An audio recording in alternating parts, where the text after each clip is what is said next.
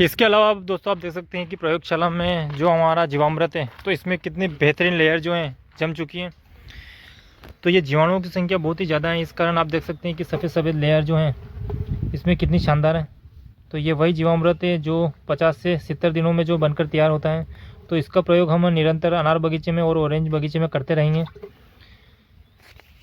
तो एक के बाद एक हमारे सेटअप जो है वर्मी कंपोस्ट हो चाहे जीवामृत के हो, सभी जो हैं एक के बाद एक बनकर अनार बगीचे के लिए जो वर्मी कंपोस्ट हमने स्टोर कर रखा था तो वो हमने अनार में बेसल डोज जो दिया है उसमें हमने डाल दिया है।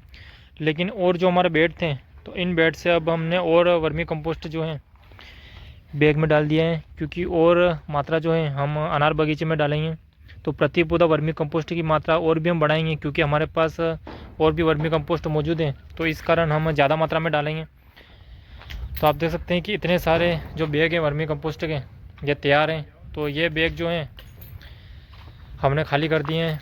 तो ये बेड समझ सकते हैं कि आप इसमें बहुत ही बेहतरीन हमारा वर्मी कंपोस्ट बन के तैयार था। तो अब इस बेड में फिर से जो है नया वर्मी कंपोस्ट बनाने की जो प्रक्रिया है वो हमने प्रारंभ कर दी। आप देख सकते हैं कि नीचे जो है सोयाबीन का जो वेस्ट रहता है उसको डाला है। अब धीरे धीरे जो है इसमें हम जो कच्चा गोबर खाद है उसको उसकी गर्मी निकालने के बाद डालने के बाद केंचुओं को छोड़ेंगे और बेड बनने की प्रक्रिया जो है वो चालू हो जाएगी।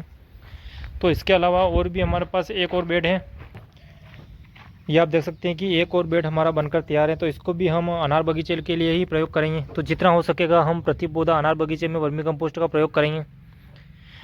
और जैसे हम इसको फिर बैग में डालने के बाद हम अनार बगीचे में लेके जाएंगे तो फिर आप देख सकते हैं कि पास फिर से गोबर जो इकट्ठा करने की प्रक्रिया प्रारंभ हो चुकी है। तो इसको फिर से बेड में हम डाल देंगे और फिर हमारा जो एक्स्ट्रा वर्मी कंपोस्ट बनने की जो प्रक्रिया है वो चालू हो जाएगी। तो इस प्रकार हमारे पास जो है हमेशा एक्स्ट्रा वर्मी कंपोस्ट जो है बनकर तैयार रहता है।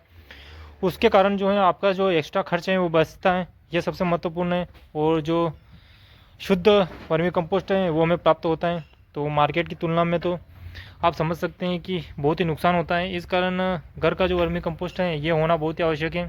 और हमेशा आपके पास जितनी आपको आवश्यकता है उससे ज़्यादा जो है आपके पास स्टोर होना आवश्यक है वर्मी कंपोस्ट, तभी जो है आपको बहुत ही बेहतरीन फ़ायदा होता है। प्रयोगशाला में जो अनार है वहाँ पर तो हमने वर्मी कंपोस्ट की बहुत ही ज़्यादा मात्रा जो है डाल रखी है, तो भी आवश्यकता नहीं है। तो आप देख सकते हैं कि यहाँ पर तो हमने जो है वर्मी कंपोस्ट पहले ही डाल दिया है। तो ऊपर आपको जो भी दिख रहा है ये सभी वर्मी कंपोस्ट ही हैं। तो वो बड़े बगीचे के लिए जो है वर्मी कंपोस्ट अभी हमने बैग में डाला है, तो उसको और ज़्यादा मात्रा में डाला जाएगा। लेकिन प्रयोगशाला में तो पूर्ति हो चुकी है और बहुत ही बेहतरीन अनार अब भी जो है प्रयोगशाला में मौजूद है। ये आप देख सकते हैं कि इस प्रकार का कलर जो है इन पर आने लग गया है, बहुत ही बेहतरीन।